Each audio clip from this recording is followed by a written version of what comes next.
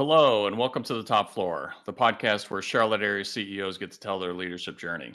My name is Jeff Cass. I'm an executive coach and the leader of a peer advisory group for CEOs and business leaders here in Charlotte, and I'll be your host today. Glad to have Mike Sposato, the owner of Carolina Realty Advisors, with us today. Mike, welcome to the show. Hey, thanks for having me. Yeah, so you and I have talked a little bit. There's a lot going on in the industry. We'll talk a lot about that, as we continue the discussion. But I thought, why don't we just start with kind of how you got into the business and how you became owner of Carolina Realty Advisors. Well, so when I first moved to Charlotte back in 1996, I actually worked for a fairly large Fortune 100 company. It was privately held, excuse me, and I'd had an outside sales position with them, and I really enjoyed it. I learned a lot. It was a really mainstream company. If I said their name, everybody would know it, but I'm not going to for today anyway. And so while I was learning and was being account executive for this company, I started to make quite a bit of money. And as a byproduct of that, I started to buy my own real estate portfolio. And I really enjoyed owning the real estate, being a landlord, dealing with all that kind of thing. And so um, I decided to go get my real estate license. It wasn't, I didn't plan on becoming a realtor. I just was interested in it. I wanted to have my license. Um, Took the class, passed it, and then over time, I started to get really burned out working in corporate America, and just kind of got to a point where um, I thought to myself, I'd rather make money for myself versus making money for a big corporation. So that was the jump off point when I got into real estate, and it's been almost 25 years ago now. Okay, okay. And you're not from Charlotte originally, you were telling me, right? You're from, further north, just like me. Yep. Yeah, I'm originally from South Jersey, born and raised, loved it, had a great childhood there. And then unfortunately, when I was getting to high school, my parents had to relocate for their jobs. So we ended up in upstate New York. And then after that, I went to college in West Virginia. So been around a little bit, lived in Dallas, Texas before moving to Charlotte. So it's been a good journey. So why Charlotte? Why not Texas? That's a great question. So I feel like more like of a kind of like an East Coast kind of guy. I love Dallas. It was so much fun, especially being a recent college graduate and living in Big D. It's a huge city, lots to do. But eventually I started to just feel like I needed to get back home. Be surrounded with friends, family, et cetera, like that. So after a short period there, after just enjoying it, learning a lot as a young guy, I was like, you know what, I want to get back east. And so I started looking at a variety of cities, Atlanta, Baltimore, even considered going back to New York, even West Virginia. But Charlotte, when I was looking at it back in the mid 90s, was just like what I thought was a ground floor opportunity to come in. And especially after working really hard in a big competitive city like Dallas, moving into Charlotte was a breath of fresh air. It was pretty easy. It was a nice kind of move for me. Yeah, growing city, centrally located on the East Coast. I mean, 7 or 8 hours gets you pretty much, to many parts of Florida and probably many parts of Jersey as well if you had to go home, right? Yep, absolutely. Yeah. Okay. So yeah, Okay. it's been great. I love Charlotte. Yeah. So you've seen a lot of growth, a lot of change here in Charlotte. Enjoyed that in the real estate industry. So you became a realtor. Then how did you come to own Carolina Realty Advisors then? Well, when I first got in the business, this is a good story, I think. But when I was in corporate America, I literally, when I first started, I became Rookie of the Year nationwide for this company I worked for as account executive. And then 2 years in a row, I won their Account Executive of the Year award out of like 350 peers. So, I learned a lot about sales, marketing, advertising, accounting, everything like that. So they promoted me into a management role. And, like I said earlier, I got kind of burnt out on making money for other people. And I actually got burned out on the management role that they put me into. So I segued into real estate. But what was interesting for me was as a top salesperson, where I had the trophies and, all the fancy dinners with the ownership and everything else. When I got into real estate, I thought that sales ability would extrapolate into the residential real estate world, and it didn't at all. and I fell flat on my face. And it was a big humbling experience. And the broker in charge that we have, he had suggested that I start to maybe go down to Sandler selling systems and become part of their president's club. And I reluctantly did it. And once I did that, it took about 2 months for me to kind of turn things around. And then from July to the end of the calendar year, my first year, I had 19 closings. And this is before, Zillow, Realtor.com, and a lot of the tech things and lead generation. So I just took that and I just kept leapfrogging ahead. And eventually I got to a point where I was doing 55 to 60 closings a year without an assistant. Websites were just starting to come out. So it wasn't, back in 2004 and 2005, it wasn't what we have today in 2024. Hmm. So with my growth in sales, I went to the guy that owned the company. I was like, I've got to go one or two different ways. One, I have to leave and start my own company, or two, we could become partners. And we decided to become partners, and we started Carolina Realty Advisors back in January 2006. Okay. So, Okay. yeah. Okay. So, when you were in corporate America, you were in sales. Before we get further into the real estate, maybe talk a little bit about what you were selling. What was that Okay. business? So it was called Fleet Services. So it was a division of Enterprise Rent a Car. I never worked in a rental branch, but it was their own outside sales team that they have one in most major cities. And what we would do was call on business owners who had anywhere from maybe 10 vehicles or 10 salespeople or 10 people in vehicles of some sort, all the way up to 150. And so it was a relatively new office in Charlotte. So it was really a ground floor opportunity. And I would go out, and it was a financial product, really. It sounds more like vehicle related, but it was a lot to do with, off book leasing and some other things that really improved their financials. And it was a really great experience because most of my clients were small business owners, and most Okay. of my friends at that point, owned small to mid-sized businesses, and I'm still friends with quite a few of them today. I see. I see. Okay. All right. Yeah. So, you had mentioned Sandler Sales. I'm somewhat familiar with that. I mean, would you say that that was a big catalyst for you as you got into real estate and helped you sell more? Absolutely. And that I've taken Sandler, and then my background, my degree is in education, so I'm supposed to be a school teacher. Hmm. And I also have a master's certification in neurolinguistic programming. So I kind of swirled all those things together and put together a proprietary sales training program. And our sales training program is really one that's completely different than everybody in the industry. It is. As an example, the average conversion rate in our industry is 11%. So that means, you talk to 100 people, obviously you're going to convert 11. The system I put together, I've gotten it where I've been able to help some of my agents get it where they're doing a 95% conversion rate. And my conversion rate is actually 98%. It's just by using a simple approach. It's not salesy, it's more psychological based and needs analysis and just getting to know people better, and trying to build a trusting working relationship versus being a real pushy, salesy, aggressive guy. Okay. Okay. So that's what you've been developing since 2006 when you became part owner. I take it. Is that it? You're kind of marrying together professional sales, the knowledge that you got, as a school teacher, or at least a degree in school teaching. It doesn't sound like you ever actually got into school teaching. Is that right? That's correct. I did my student teaching. I got my degree. I loved it, but unfortunately, school teachers don't make that much money. And I wanted better things in life, and that's what I did. I made the jump into sales. Yeah. So Okay. Got it. Right.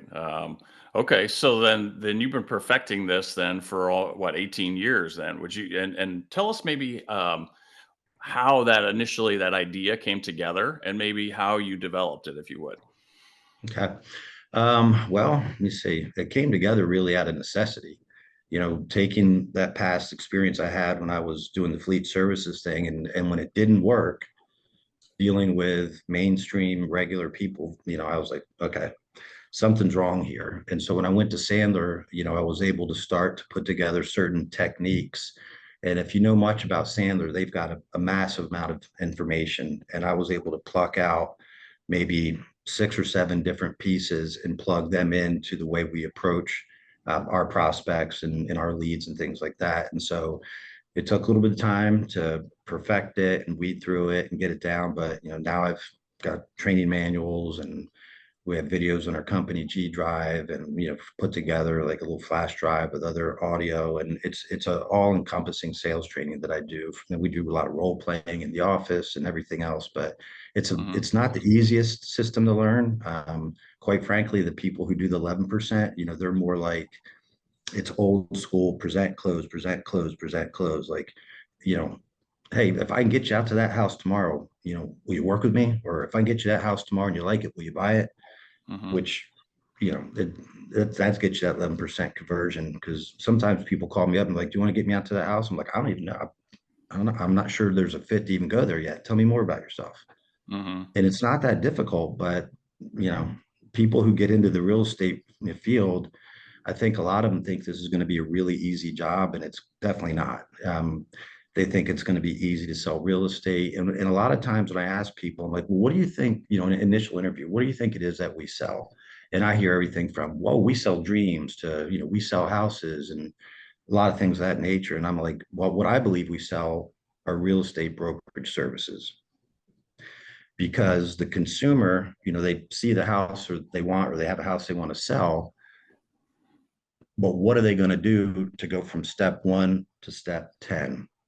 They don't know the dance moves, Mm-hmm. and they can cost you a lot of money. Now we have a thing called due diligence in North Carolina, which is paid really at the time of contract, and it's not refundable. So people have to really trust and like the broker they're working with. And so the old school high pressure sales techniques are just out the window. And that's what's the change with NAR. They don't want us to, they have made it now where if we're going to work with a buyer, we actually have to have them sign an agreement up front, so they know up front how we work, who pays us, what we do, what the expectations are.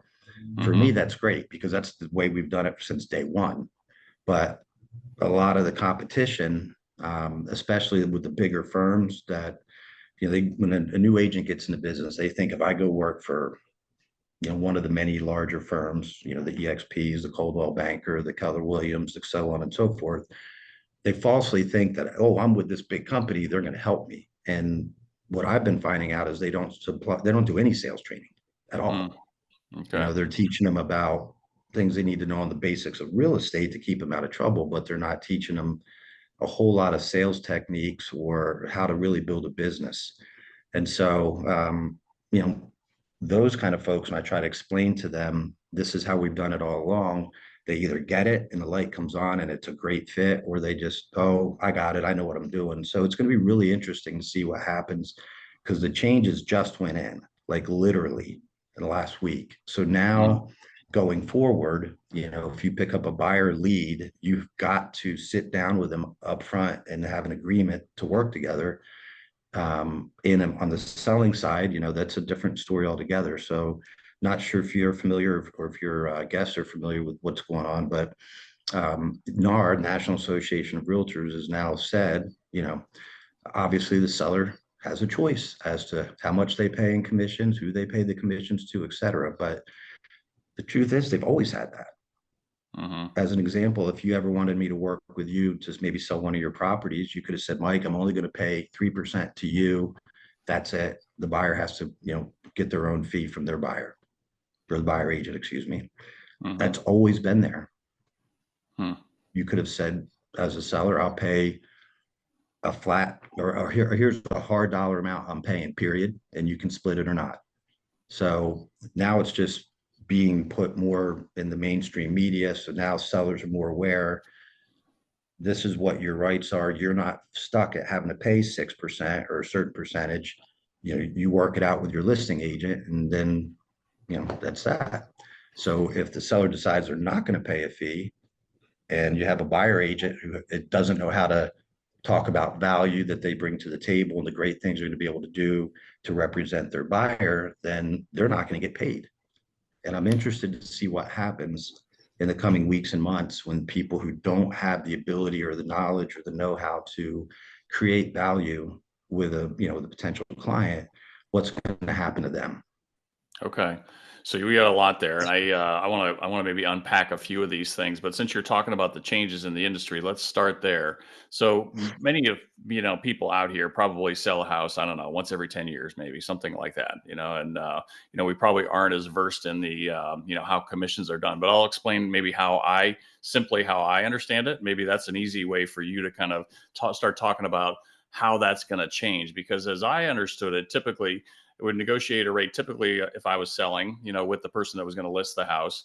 And we would negotiate some rate that I knew was going to be split between the buyer's agent and my agent. Typically, that's how it was done. And that rate might have been 5%, 6%, somewhere in that range, right?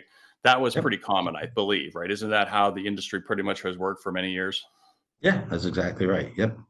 Okay. And so, yeah, and then there was a big class action lawsuit where an attorney went after the big boys again, the Coldwell Bankers, the Keller Williams, EXP, and they're paying a lot of money out for damages because certain sellers were saying they were told it has to be 6%, and it was considered price fixing.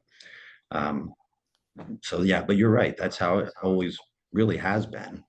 So Okay. Okay.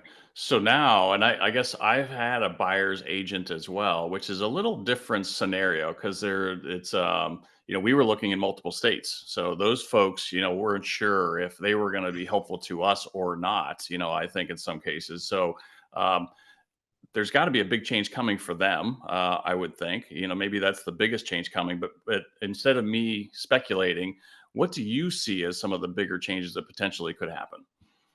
for the buyer agent side, It could be well, anything. Could be any part of it. well, early on, like the last several listings that I've picked up just leading up over the last 30 days, let's say, Mhm. the conversations I've had with my sellers, is that, look, you have the right to pick whatever the rate's going to be if we agree to it. But if we don't offer compensation to a buyer agent, it could be a scenario where you don't get a lot of showings, Mhm. simply Mhm. because some of the agents, if they know there's no compensation, they may not show your house. Mhm. And that's real. It's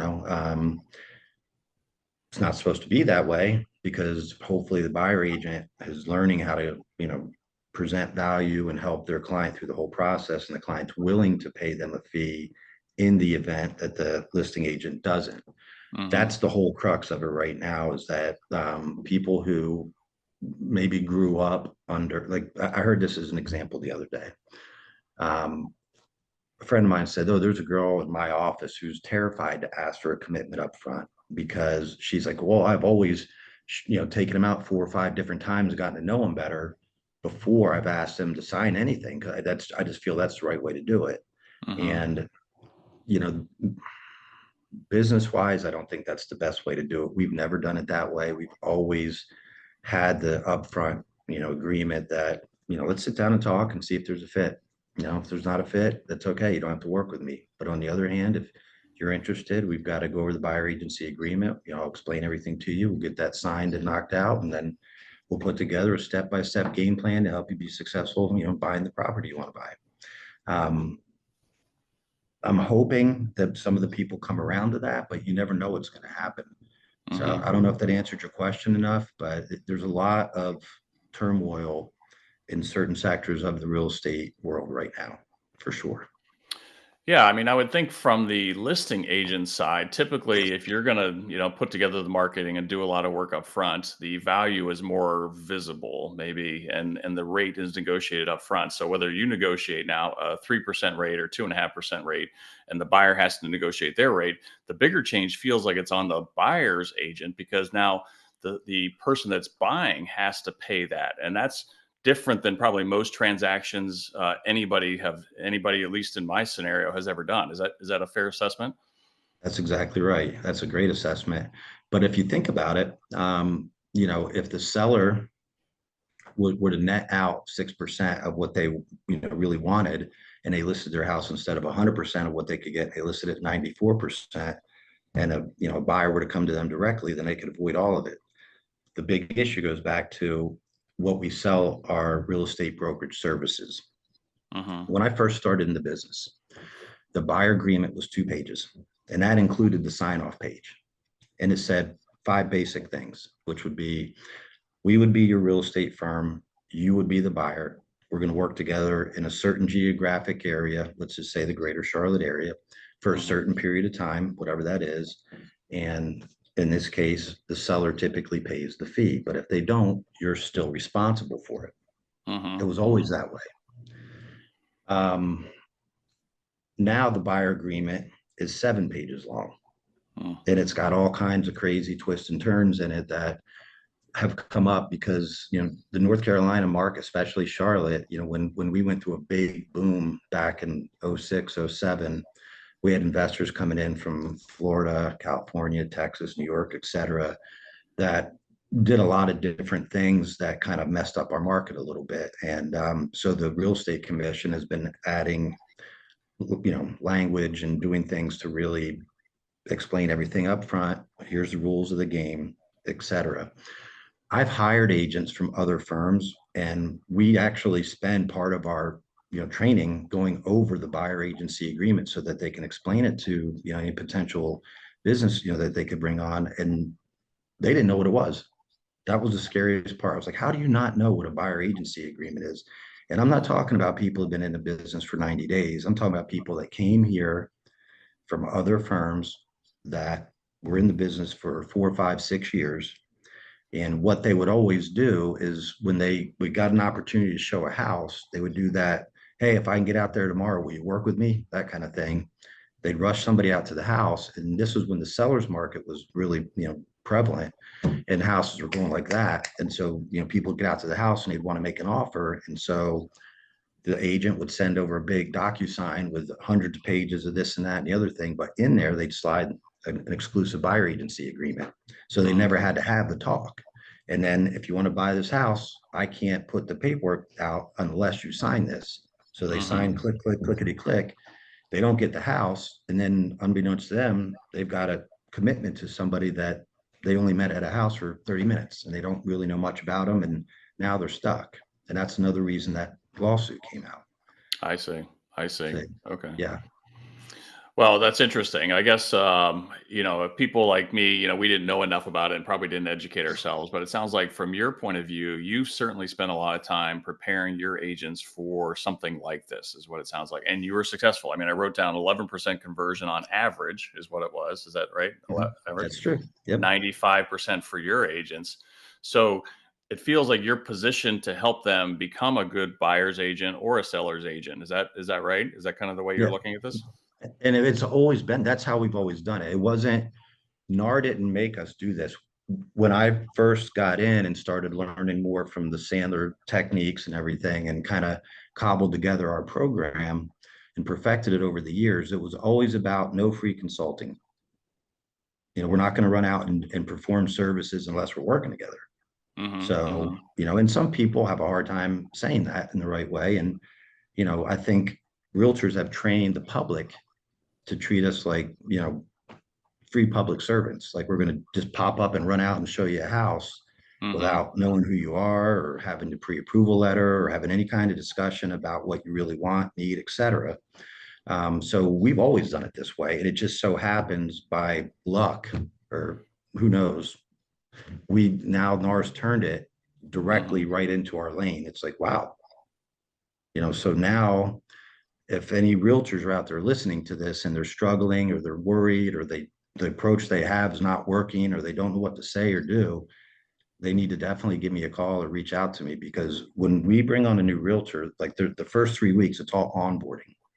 It's sales training interweaved with going over the agreements, brokerage training, everything, all our software, that whole thing. But we spend a lot of time going over what I would call lead conversion, and it doesn't mean it has to be a lead. It could be somebody who's an old friend, because sometimes talking to a friend about business is awkward, but there's a way to do it that's just disarmingly honest. And I think people appreciate it versus playing, who's doing what and hiding this and that and the other thing. So, that's what we do. We've always done it. We bring you on, we onboard, we, really take a deep dive. And then once you're on board, we do role playing, weekly We come into the room, we practice, we go over things and debrief calls and kind of help people understand where they're going right and where they're going wrong in our system, because we put together a foolproof system. It's really, from a business owner's perspective, it's just like, wow, this is easy. Yeah. So yeah. Well, I mean, the disparity on the facts are pretty astounding. I mean, between 11% and even call it 20% to 95. I mean, so you spend a lot of time helping folks, not only understand the industry, but then learn to sell and be successful selling. So, Correct. would you say that your system is better suited for new people that are just coming into real estate sales, or would you say that it's also just as good for folks that have been in real estate for a long time? Wow, that's a great question. I think um, if you have a sales background and you understand sales in general, that you're going to have to make calls, you're going to have to put yourself out there, there's going to be rejection, and that's okay. It's part of the process. You're going to have to present information, you're going to have to ask for the business, you're going to have to be okay talking about money. If you're like that, it doesn't matter when you come in. You could be brand new, you could be 15, 20 years in the business. But the big caveat here is a lot of people get into real estate. It could be maybe a housewife who, gave up her career to raise her family, and now some of her friends are in real estate. And, before she became a housewife, maybe she was, uh, I don't know, an office manager or HR or something, and they don't understand there's a process to sales, and Hmm. it's uncomfortable and it takes time to get used to it. And you got to be okay. You got to be willing to fail and that kind of thing. New people, when they come in, I have a program that I train them and I provide them leads. But the first couple of months that they're here, what I have them do is scrub the leads. We have them, I mean, I have thousands and thousands of leads in our database. There's no way we can get to all of them. So I assign them a certain block of leads to go through, and their job is to say, this one's already bought, or this one's no good, the information's wrong, or talk to this guy, he's 2 or 3 years out, but here's a short list of our best prospects now. And they give them to me, or they try to at least do a live handoff to me. That's their job, and they're compensated on that. And then they graduate from that, because once they give me a few deals, they're involved. As soon as I bring the client into the office, they're involved. They get to observe everything. They're actively, going on property tours, or involved with the listing, and they're kind of chopping wood and carrying water kind of thing until they got the confidence to start to do it on their own. Hmm. Some people, they can do it in 60 or 90 days, and some people might need, 6 months to do it. But when you're brand new and you get into business, it's an approach to help get your legs under you. We pay you a little bit of money, compensate you for your work and everything like that. But it's not just throwing you straight to the wolves, because I've done that too. And that's a huge mistake, because if people don't have that sales background, and they're good people, but they just don't understand sales, or they have call reluctance, or a number of things that could go wrong, they end up getting out pretty quick. In fact, in our industry, they say statistically nationwide, when in your first year being a realtor, 80% of the people fail in their Wow. first year. Wow. Of the remaining 20% that go into the second year, 90% of those people fail. Hmm. Making it to your third year is incredibly difficult. And so pushing people too hard, too fast is just going to lead to them, burning out. And, so I've learned through the years, when you get a new person, this is what you're going to do to start. And they like it, because it doesn't throw them right out there, and they get a chance to learn and, you know, go through all our training programs, and, mirror me, observe me. They can, observe me making calls, etc. So that's one. The other person that could be successful is somebody who might have just misfired, meaning got my license, I have a sales background, I went to work at ABC Realty, the culture's not right, something's not right, I want to make a move. And Hmm. they come in, and then I can help them. And I've had that I've had that happen several times in my career, and they've taken off incredibly well, because they might go from say 10 to 12 closings per year for their first couple of years. And they come in here and they're doing 35, 40 closings after, a year being here. Mm-hmm. So, Okay. yeah. Okay. Yeah. So as you look back on maybe the time that you've owned Carolina Realty, maybe talk a little bit about how many agents you've had and how that's evolved, because I feel like this would be a very compelling reason for agents to come to you, assuming that they're capable of doing what you're just talking about right there. Okay. So, when years ago, I used to have a fairly large team, and I ran it really like a corporate sales organization because, quite frankly, when you get into this business, the unspoken truth is all we are independent contractors with no base salary, no benefits, and we're really outside salespeople. That's it. That's Mm-hmm. what we are. And Mm-hmm. some people want to think that they're different than that, but and you can be. You can be a hobby, or you could do, you could dabble in it. But if you want to make a real career out of it, that's what it is. And so finding those kinds of people is extremely difficult. I don't want to be the guy that has 50, 60, 70 agents and a lot of headaches, the people that are dabbling and, because we have to carry E&O insurance, and there's a lot of people, when people get upset or they feel like the deal didn't go right, the first thing they do in today's world is they go make a complaint to the real estate commission, Okay. and then that leads to a lot of time spent on doing things that I just don't want to get into. So when I had a fully functioning sales team with a bunch of people that I had put together over time, most of them actually knew me personally before they got into real estate, or maybe they were in real estate somewhere else and heard what I was doing and came to work in our firm. Mm-hmm. And we were killing it, and quite frankly, we did great. But one by one, for many different reasons, sometimes family matters would happen. Maybe another baby came and they had to go part-time, or they wanted to move a little bit further away and they didn't want to have to drive to the office. So from those kinds of things, I whittled it down to like a skeleton crew at the moment. But now that this whole thing with NAR is coming out, it's the perfect opportunity to really bring it back together. Some of the agents that did go away for, oh, the commute was far, or I want to try this, they're now talking to me about wanting to come back. And in fact, a lot of them, even if they don't want to come back, will call me and say, "Hey, Mike, I just want to say thanks. You taught me how to do this business right the first time." Mm-hmm. The agents in our office right now are panic stricken. And I'm just sitting here like licking my chops because it's actually better for the high performing realtors, for the ones that aren't performing all that well, just to Mm-hmm. fizzle out, to be honest, because a lot of them get in the way and they do things in the middle of a transaction that they shouldn't be doing. And so the long and short of it is to answer your question, now's the time I'm going to be building it back up for sure. Okay. Do you see one of the fallouts from this situation and the changes that there will be more realtors that cannot make it than in the industry? Is that what you're saying? Yeah, I feel like that's going to be the case.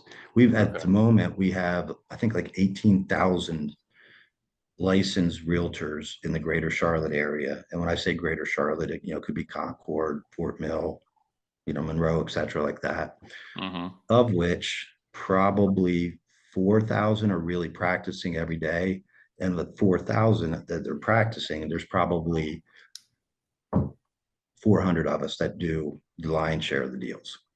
Wow. That's So a small amount. I mean, of the it is a total. small amount.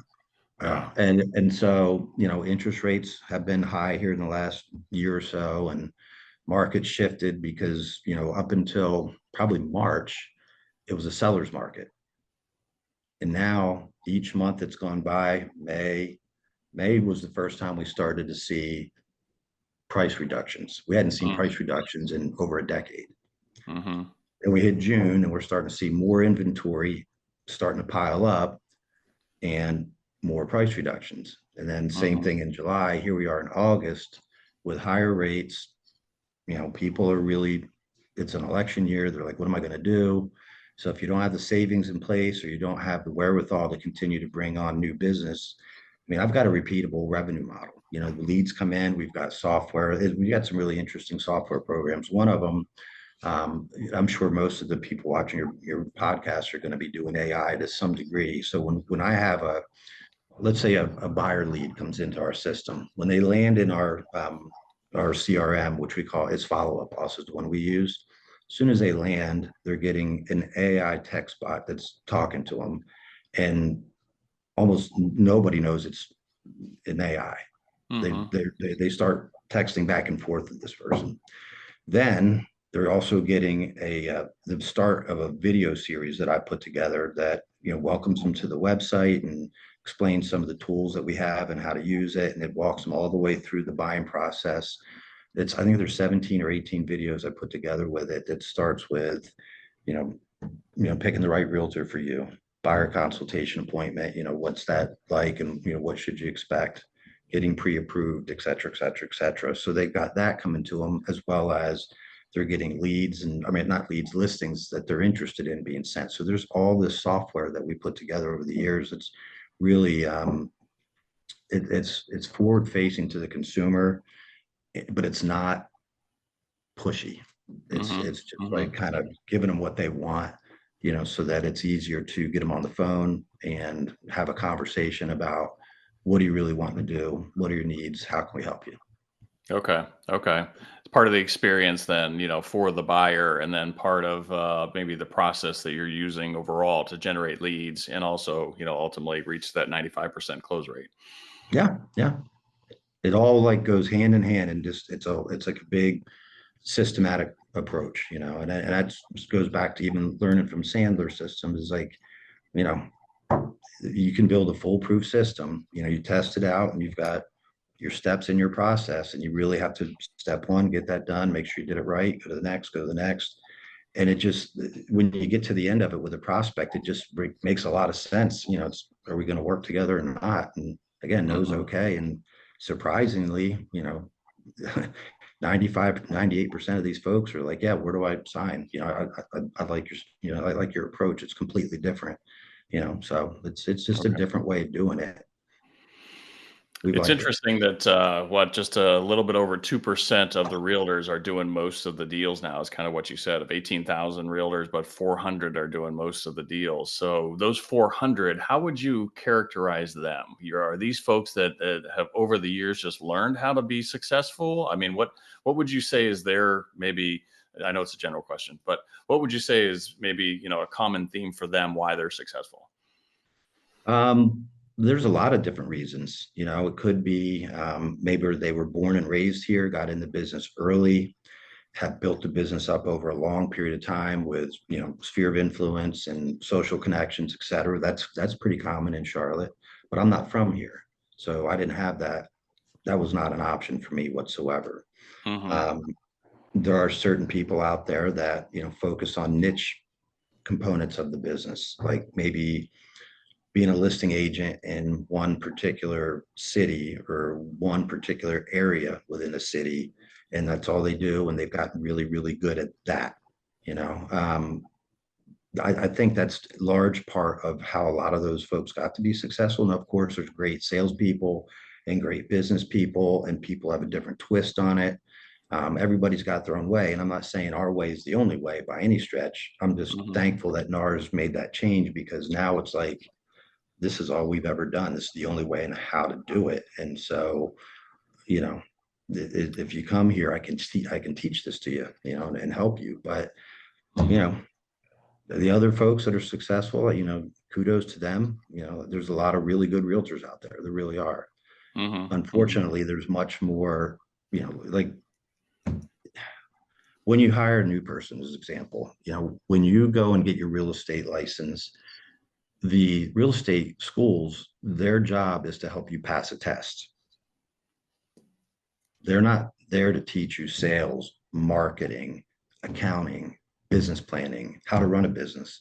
They just want to make sure that you know right from wrong, about disclosing information, you're not going to mislead or do anything fraudulent to the public. And then you have a license. Here you go, I got my license. Okay, now what?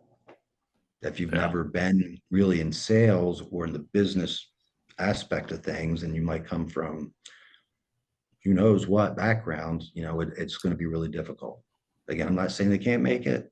It's just a lot harder, and especially in this market, to even get into the market. Yeah. Okay. Understand. So I'm going to go back a little bit to some of the changes that could be happening. And first, let me just ask you a question. How often are you a buyer's agent versus a listing agent? Um, well, that's a great question. I would say it traditionally up until this year, it was 65% buyer, 35% listings. But at Okay. this point, it's starting to even out. I've got since I've been doing it for a long time, I'm lucky. I have a lot of past clients that come to me and want me to sell the home that I helped them buy originally, and friends and people in my sphere of influence that have heard about me or want to work with me. So it's kind of like leveling out a little bit. Okay. Because I feel like, I mean, as I understand the changes that are coming, it feels like it's a bigger change for the folks that are representing buyers. That's what it feels like to me. Yeah. Here's a question for you, because as I kind of think about the transaction, if I'm a seller and I'm paying, whatever it is, the 5 or 6% that gets split, with the buyer's agent in the past, there's cash there, so to speak, from the deal that pays. That's easier to kind of make that happen, so to speak. If I'm the buyer, and I have to come up with whatever it is, 2 or 3%, can that roll into the price of the house? Can that roll into my mortgage? I mean, it could complicate things with the transaction, I guess is what I'm getting at. Is that true? I mean, is that something that you see could potentially be a little bit fuzzier going forward? If you don't know how to handle it right on the front end. And so, part of our whole entire system is upfront conversations about what could happen. Let's talk Hmm. about it up front before it happens. There's several different ways a buyer agent could make the difference up. I don't know if you heard that going by or not, but Oh anyway, yeah. Is that a um, fire close by? yeah. There's, I mean, one way, obviously, they could just pay the difference. If you say, the fee I earn is 3%, and the seller's only offering 2, some people are okay just writing a check if they're Mm, financially in that position. But there are people out there that might be a first time buyer that don't have much money. And so what do you do then? There's a couple of different ways you can go with it. Adding in closing costs that the seller would pay and moving it from one column to the other, as long as it's been discussed up front with the buyer and there's a plan in place. So there's ways to overcome it when you're creative, as long as it's disclosed. And it's honestly, this has been going on for a while. You know, mm, um, when there was a seller's market, a lot of sellers were really only willing to pay 5%. hmm. Okay. So like the market's so hot, I can just throw it on the market and sell it like that, which wasn't necessarily 100% true, but because of that, they didn't want to pay a full 6%. And, my clients, I would say, hey, look, they're only offering 2.5. There's a difference here of 0.5% on this price point. It equals this amount of money. We need to talk about up front. How would you like to handle it before we look at this house, or before Hmm. we even, do much on this house? Are you okay with that? Sure. Let's do it. And that it's as easy as just having an adult conversation about money. Who knew, right? Okay. So yeah, so I guess sounds like your style is more straightforward. Put all the cards on the table. Let's talk about the pros and the cons. And you're talking about this both with your agents as they kind of try and get that same position with the people, whether they're buyers or sellers. Is that a fair assessment? That's exactly right. And a lot of them have a hard time with it, to be honest with you. They're like, oh, if you only showed somebody 2 or 3 houses, I get it. Maybe if you're getting a discount on the commission, that's one thing. But if you're spending 6 or 8 different property tours, and the meter's running on your amount of time that you put into it, you got to stand up for what is yours. If you've agreed to this number up front and they agreed to it, when time comes, you got to tell them, look, this is what's going on. The good Hmm. agents that have the confidence, it's not a problem. Yeah. Yeah. The Okay. ones that lack confidence, or just who knows, they kind of, they're squeamish and they're willing to just eat it, and that's what they want to do. That's okay for them. So Okay. Okay. So let's talk more about kind of your progression then. It sounds like you progressed as a salesperson. You had to learn really to become a business owner then as well. Were there people, a mentor or your partner, that had significant influence on you to help you kind of continue to progress in your own career? oh yeah. So the broker in charge, he's still our broker in charge of our firm. His name's Rob Cassim. When I had my corporate job, I'd met Rob and was going to have him as my broker on future deals. But when I shifted and got into real estate, I just went to work with Rob underneath his umbrella at Realty World. And we're still friends today. We talk every day. He's extremely bright. He's got his MBA. He's also a commercial broker, and he has what's called a CCIM, which is a really high level. It's the highest designation there is in the whole entire real estate world, period. So when it comes to procedure, forms, things like that, we consult back and forth. We get involved in a lot of bigger deals, a lot of different types of deals. I do a lot of commercial real estate as well. So I'm not just in residential, but Rob's a great resource for the industry, right from wrong, what to do, how you do it the right way. And then, of course, I've got, several friends of mine from my old days in corporate sales that are small business owners in the area that I've stayed in touch with through the years. And they're always giving me good advice. We'll go out and have lunch or dinner or whatever. And I pick their brain, and I'm lucky they're willing to help me, kind of like I'm their little brother or something, so to speak, so they're my mentors, and it's been great. There's no way I could do this on my own. Yeah. Okay. Good. So now, kind of pulling this together, with what you see as an opportunity, what would be your aspirations over the next 5 years for the business? Where would you want it to be in comparison to where it is today? Well, where I think it's going to be is, again, I don't want to have 50 agents that aren't adding a lot of value, and then it's more of a babysitting exercise. Hmm.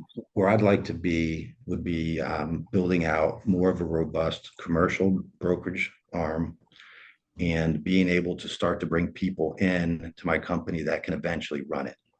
I don't want to do this forever. And so, teaching people the foundations, the right way to do this, coaching them, letting them have the opportunities to do well and sometimes fail and learn from that as well. So, I don't have a specific number in mind for how many agents I'd like to have. I have more of a vision of how it would look. Carolina Realty Advisors, the commercial arm, the residential arm, um, some of the things I'd want to do with different offices, different locations, things of that nature. But it's just Hmm. incredibly difficult to find people in our industry that are really motivated like that, because most people get into this initially thinking it's going to be easy.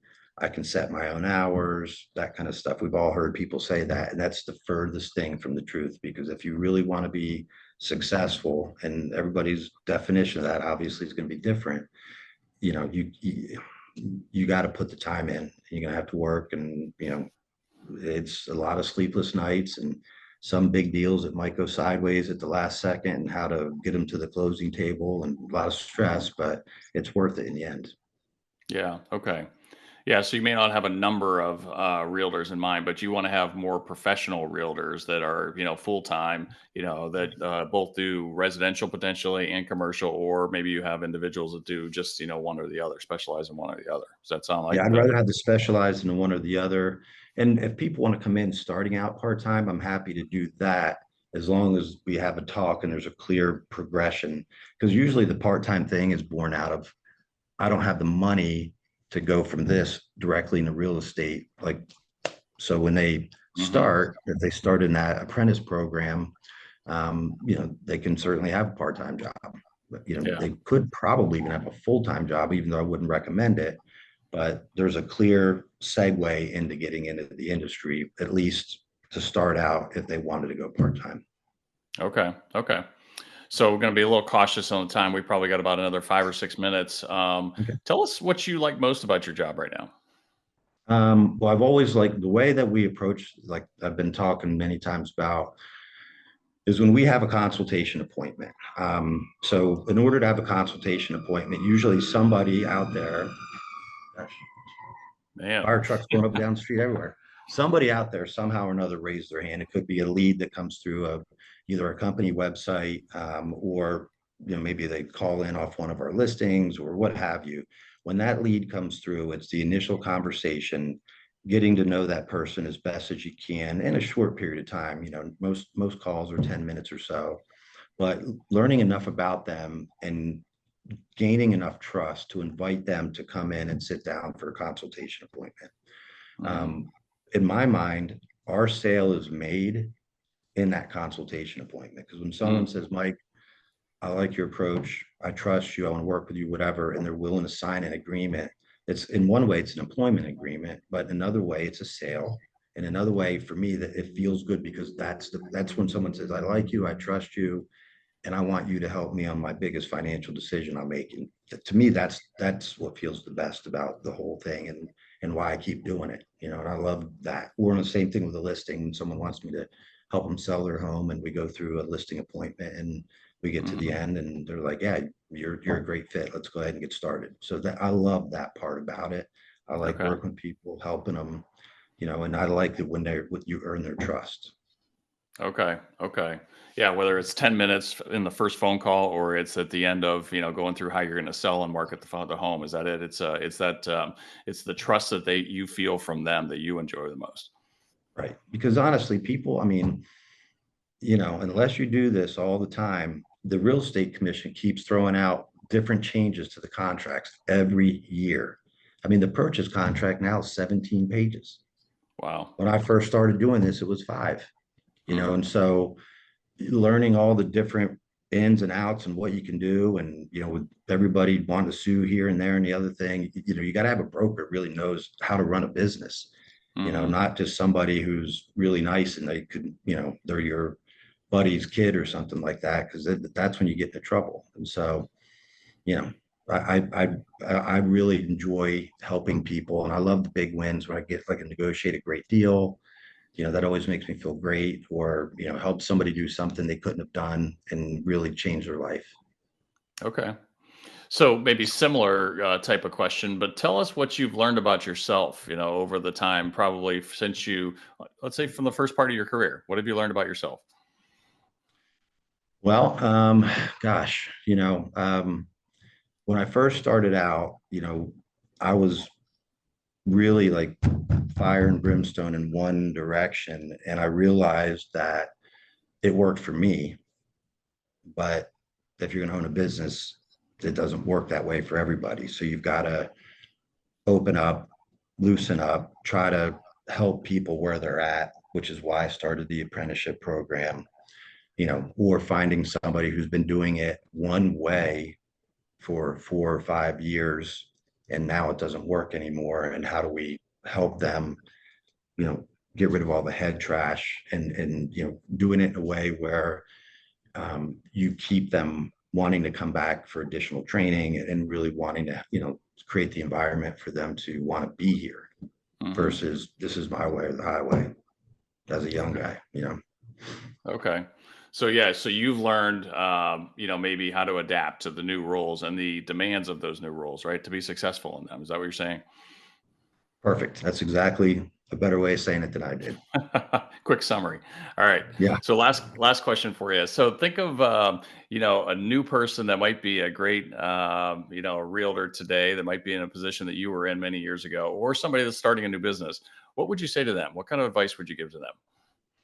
Well, in the real estate world, and maybe even in the business world, before you decide to own or become manager or anything else, I think you really need to get into the sales aspect and be out front and deal with the potential customers in your industry, and kind of learn what they want, what they don't want, learn how to deal with rejection, learn how to actually do the job, you know, Mm, for a while.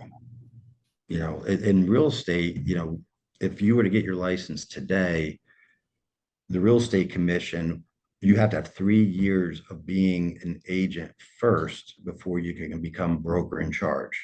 So, mm, they're making you get out there and do it and make sure you like it and you learn before you can just open up your own shop.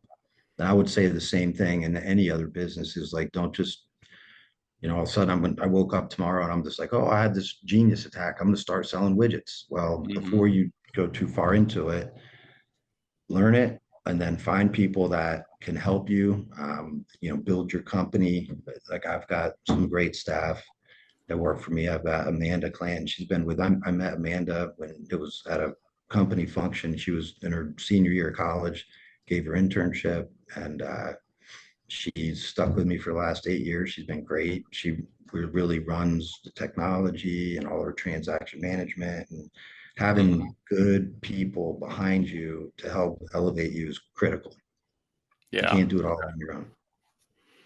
Okay, good advice. Yeah, don't just jump in if you haven't done it. Learn how to do some of the tasks that are there before you jump too far into running a business. Okay. Yep. All right. Well, good. Well, Mike, we could talk a lot longer, I'm sure, but we're kind of out of time here. So I appreciate you being on the show. I think it's very interesting, especially given kind of the changes going on in the real estate industry. I think maybe a lot of people might have their eye on this, and I think the model that you've created is interesting, and the stats are still amazing to me. I tell you, 11% conversion on average versus 95. It's very compelling what you put together. So congratulations on that. Thank you.